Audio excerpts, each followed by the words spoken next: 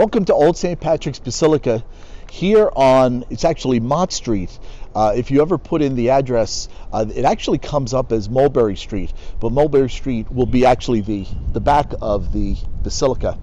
And when you look at this incredible church, when you mention St. Patrick's in New York, obviously we think about this magnificent cathedral in the center of really the universe, really the crossroads of the world. We see, it's in the one of the most populated places in the entire world, and especially on Fifth Avenue, and one of the most expensive pieces of real estate. But it is really here in what we call Nolita, which is north of Little Italy, that we're going to find really now the Catholic presence really starting to take hold. It will be around 1808 that Pope Pius VII is going to establish a diocese here in New York City. And of course, with a diocese, you need to have really which is going to be your cornerstone church. And what we're going to see is this church be built, but the most incredible part of this whole construction process is that it really became known as the new church outside of town. If you get to this part of Manhattan in the early 1800s, you are really on the other side of the woods. It was going to really still at that point be surrounded by fields. It was not part of the populated area of New York City. There are going to be even stories after this is built that they were going to catch a fox in the main churchyard. It was really a very rural part of New York. It would be called really, the suburbs at that point. Will be in 1808 that they're going to look to build this cornerstone church, and they're going to enlist Father Anthony Coleman. And Father Coleman is really going to, he's going to want to really make a beautiful church. So he holds a contest, and the contest is going to enlist several architects, and he's going to ask them to submit their proposals for a design for his new basilica. And so it will be Joseph Mangan, who was a French architect, who will be given the job of designing this incredible church. Around this period, and by the time the cornerstone is laid in 1809, maybe we have about 14,000 Catholics in New York. Most are Irish. Very few, as we said when we were at St. Peter's, very few French, very few Germans. There are hardly any Italians here in New York. But really, Father Coleman's main job is going to be trying to build a church that will attract it was going to set up the needs, tend to the needs of the Catholics in the area. But as we said, there are really not that many at this point, but there will be more and more every single day. The first bishop who was appointed was an Irish bishop, and at the time the Napoleonic Wars were going on. The bishop, because of the wars and because of the danger in travel and the uncertainty that if you set sail you would ever get here, he actually made it to Italy and never made it here. So the first bishop of the Diocese of New York actually never served even a day in New York. We're going to see French Bishop Dubois. He is going to be given this diocese. He found it very, very tough to take care of this diocese. He was getting older. Because he was French, the Irish did not like him. They did not want to deal with him. They did not respect him very much. He's going to ask for like a co-bishop to join him and help him to take care of and to rule over this diocese. And that bishop will be Bishop John Hughes. Now we're going to talk a lot about John Hughes. John Hughes' nickname was called the Dagger. He's going to be called the Dagger for many reasons, but really the main thing is going to be his no-nonsense approach to defending Catholics, especially in the age of anti-Catholicism and anti-Irish sentiment. As time goes on, there will be James Harper is his name, and he is associated with the Harper Publishing Company. And James Harper, in around 1840, 1844, he is going to be part of really what's known as the American Republican Party. Their stance is really anti-immigrant. They don't want immigrants to come to the United States. They don't want people to be able to worship here freely. They don't want Catholics to worship freely, and they really want to run the Catholics out of town. We're going to show you some of the walls that surround this church. For John Hughes, the walls are going to be built to defend his church. There are going to be times in which there are going to be, especially downtown, there will be several different riots against the Catholics. There are going to be different movements in which they're trying to run them out of town. And what John Hughes is going to do is he's going to assemble a force, people who are going to be armed, kind of forming his own militia. Bishop Hughes is going to try to defend his church and his diocese against this growing anti-immigrant and anti-Irish sentiment. The mayor at the time, who was James Harper, is going to make it very, very clear that the Irish are not welcome here. So what John Hughes will do is he's basically going to issue this statement that he will tell James Harper and anyone else who will listen that if any of the churches are harmed, if there is any arson, if there are any attacks on churches, Bishop Hughes promises to make this the new Moscow. He will order that his parishioners, the Catholics in New York City, he will order them to burn down in an act of self-defense the city. And he says he will make it like this new Moscow, in which he will do anything in order to defend his faith. We've talked about Mother Elizabeth Ann Seton. Her orphanage that she is going to establish will be right across the street. We'll take take a look at that. It will be really a very, very important part of New York and helping to take care of poor, parentless children, which will be very, very important of taking care of the poor. We're going to see Pierre Toussaint. He will be also a benefactor of this church, this incredible former slave who is going to really use his influence in New York to really help the poor, but also to show the importance of, if you looked at a slave and the value of the person, not the slave, you saw how important their place in society was. So Pierre Toussaint, who has been called blessed now, as he's going through the process of becoming a saint, he really is an incredible figure in New York history.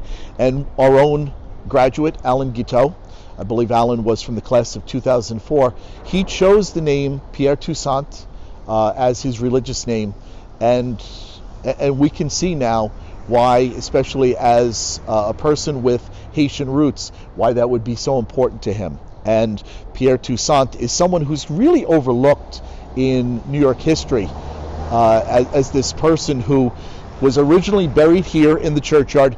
His body will be moved to the new St. Patrick's, and that will be a very, very important part of really establishing that church as really the cornerstone and having one of its most important members of the church become part of that as well. But James Harper, who was anti-Catholic and a very, very influential politician, is going to stand down. John Dagger Hughes, this bishop, who really kind of sets up, and he wants people to know that immigrants are here to stay, the Irish are here to stay, and that's why his church here is going to be really going to be his centerpiece. Now he's going to do something, we're going to talk about this a little bit further down the road, but what John Hughes is going to do is he's going to purchase land in the middle of Manhattan, and he's going to say and is going to unveil his plans, and he's going to say that will become my central cathedral. Now when he buys that piece of land, it is in the middle of meadows, in the middle of woods, and people called it Hughes's Folly, because they thought there is no way that will become a busy part of Manhattan. Well, we can obviously show that was proven to be wrong. But outside the walls of the old St. Patrick's Basilica, we're going to find that the world is going to expand.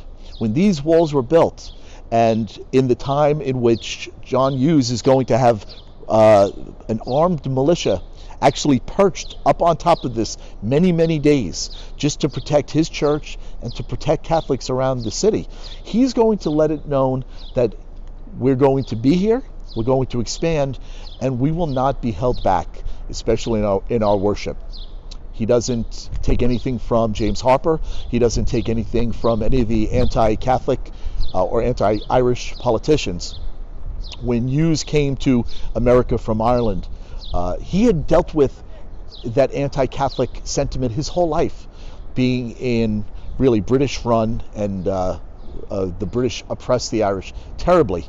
And he had seen a failed revolution occur in his own Ireland.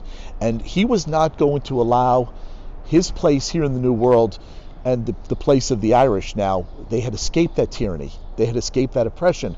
And now that they're here in the New World, he was going to make sure that this church would stand as a place that they could worship freely and with the comfort and even the reverence that they deserved. We're going to go take a look around this church. I'll give you a little virtual tour, and we will see not only the Irish influence, because at one point now, the Irish, you would think, would have learned from their own oppression and their own anti-immigrant resentment around the town. They're actually going to, in their own way, kind of suppress some of the other immigrants that are going to try to worship here. But little by little, we're going to see all of those groups being accepted, and we'll see how there are some statues for the Italians, like St. Rocco is inside, and we're going to see how all of these different groups are going to now come together in New York and worship together, and to understand that it's going to be through Christ that we can be united, not only in faith, but as Americans. As you enter the Basilica, you will notice the grave of Bishop John Dubois. The bishop actually requested that he be buried in a place where people would walk on his grave. Stories of how people treated him really unfairly. They didn't like his French accent. They didn't like the fact that he was not Irish. There are many stories of how when Dubois gave his homilies, people just stood up and they went across the street and got a glass of rum. And when they found out that he was finally done giving his homily, they would come back. Another story told of how when there were riots going on in the streets, Dubois went to the roof, and as he was looking out on the mayhem, the fire hose, which was actually turned on him. Many people thought, oh, it must be the nativists that just hate the Catholics. No, it was actually the Irish that hated Dubois that much that they took any opportunity that they could to just take it out on him. He was known as indecisive. He seemed paralyzed at times, and that's why Hughes will be named his coadjutor. And only a few weeks after Hughes ends up being sworn in as a co-bishop, Dubois will actually have a stroke, and he will be basically incapacitated from that point on. He makes very few decisions on his own and really relies on Hughes, who will really be kind of staking the claim to this diocese. The centerpiece of this beautiful basilica is the altar. You have the scene of the resurrection as the centerpiece, and in this wood altar you will notice the 12 apostles that really also kind of surround Christ in his glory. There are many saint statues in Old St. Patrick's. One of the most fascinating will be the one of St. Rocco. St. Rocco is always depicted as holding out his leg with this cross-shaped birthmark on it, and usually showing some kind of open sore at the same time, and usually standing next to a dog. Rocco was born in the 14th century and was left parentless when both of his parents died, and left in the care of his wealthy uncle, who served as the mayor of his hometown. Rocco, desiring to help others, went out to help plague victims until Rocco himself became ill. Rocco sequestered to a cave, hid away, not wanting to infect anyone else, and was left basically, without food. And this dog ended up befriending Rocco and would bring him little pieces of bread, as tradition tells us, little by little, nursing Rocco back to health, where he was able to finally go back out and to help others once again. Rocco, long last, returned to his hometown, and no one believed that it was him. And they falsely accused him and put him into jail, and he was there for several years, until one day the mayor, wanting to finally figure out who this man was, went to go visit him, and on his deathbed, Rocco identified himself as his nephew and showing him his birthmark. So this beautiful picture that we have of really St. Patrick's becoming not only about the Irish, but now opening up to all of these other different ethnicities, little by little, welcoming people to not only America, but to the Catholic Church.